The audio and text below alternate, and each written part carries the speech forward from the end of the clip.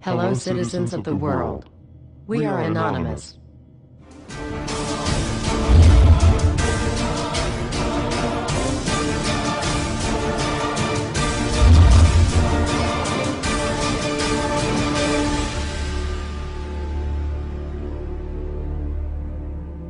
Dear brothers and sisters, now is the time to open your eyes.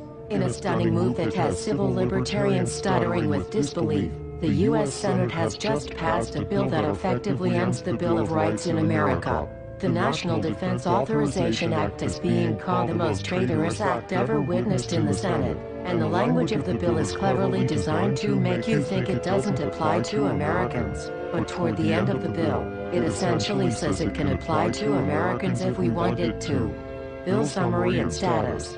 112th Congress, 2011 to 2012, S. 1867. Latest title, National Defense Authorization Act 4. This bill, passed late last night in a 93-7 vote, declares the entire USA to be a battleground upon which U.S. military forces can operate with impunity, overriding posse comitatus and granting the military the unchecked power to arrest, detain, interrogate and even assassinate U.S. citizens with impunity. Even Wired magazine was outraged at this bill, reporting, Senate wants the military to lock you up without trial. The detention mandate to use indefinite military detention in terrorism cases isn't limited to foreigners. It's confusing, because two different sections of the bill seem to contradict each other.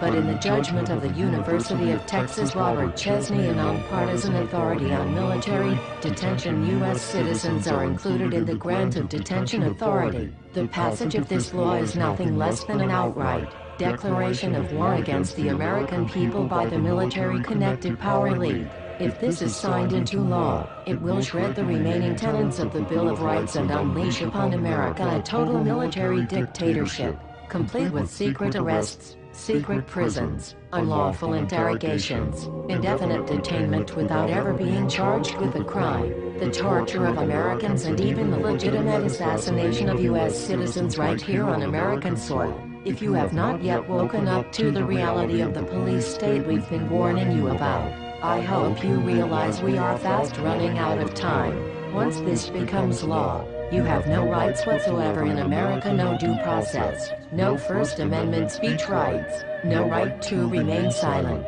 nothing. The U.S. Senate does not want us to speak.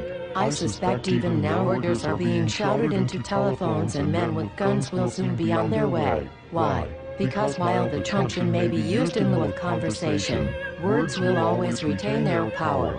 Words offer the means to meaning and for those who will listen, the enunciation of truth. And the truth is, there is something terribly wrong with this country, isn't there? Cruelty and injustice, intolerance and oppression, and where once you had the freedom to object, to think and speak as you saw fit, you now have censors and systems of surveillance coercing your conformity and soliciting your submission. How did this happen? Who's to blame?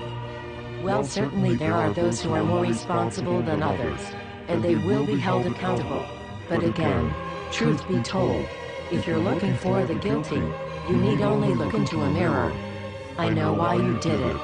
I know you were afraid. Who wouldn't be?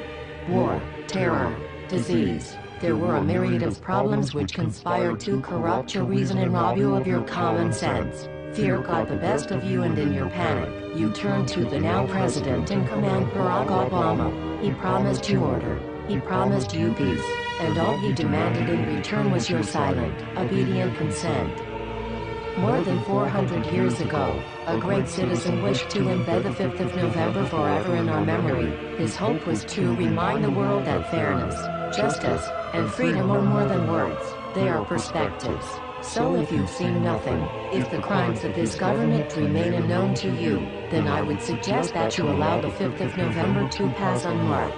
But if you see what I see, if you feel as I feel, and if you would seek as I seek, then I ask you to stand beside one another, 1 year from November 5th, 2011, outside the gates of every courthouse of every city demanding our rights. Together we stand against the injustice of our own government. We are anonymous. We are legion. United as one.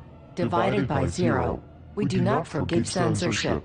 We do not forget oppression. U.S. Senate. Expect us.